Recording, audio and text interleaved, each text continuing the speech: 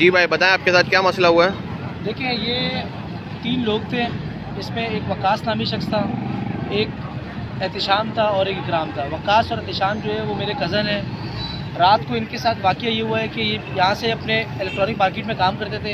यहाँ से जब निकले सिग्नल के पास जो है इनके साथ इनकी बाइक की दूसरी बाइक वाले के साथ इनकी टक्कर हो गई। जब इनका टकरार हुआ तो इनको नहीं पता था कि वो कौन शख्स है। जब टकरार हुआ तो उन शख्स से इनकी मुमारी हुई, गालम गलोची, हाथापाई स्टार्ट हो गई।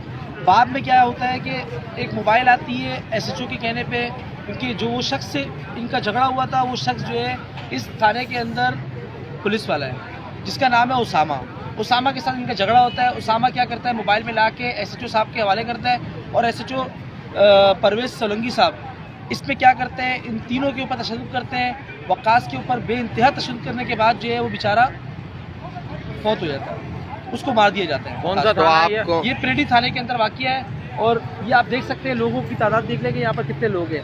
मज़ीद हमारा जनाजा आएगा भी उसकी। आपको कब पता चलेगा ये इनका इंतकाल हो गया? इन्होंने क्या किया, जब 3 बंदे थे, 3 में से जो है एक को मार दिया, उसको अस्पताल में जमा करा दिया, 2 को इन्होंने छोड़ दिया। जब एक बंदे के खिलाफ आपने FIR की है तो कैसे छोड़ सकते हो आप? इन्होंने FIR भी दी है। FIR में उन 2 बंदों के नाम भी है कि उन पर ये केस डाला है कि भाई ये हमसे दौरान गश्त जो है मतलब समझे कि एक बंदे से टकराया है। और मुद्दई कौन है? मुद्दई भी इनका पुलिस वाला है जो कि प्रेडी थाने में ड्यूटी करता है। तो अभी आपका क्या मुतालबा है? अभी हमारा मुतालबा ये है कि हमारी डेड बॉडी आएगी, हम उसको डेड बॉडी को यहाँ पर रखेंगे जब तक SHO परवेज़ सोलंकी और इसमें जो बाकी इनके जो अफसरान थे जो इनके मुलविस थे, जो पुलिस वाले थे, उनकी गिरफ्तारी की जाए और उनको जो है फांसी के इंसाफ मिला जाए। शुक्रिया।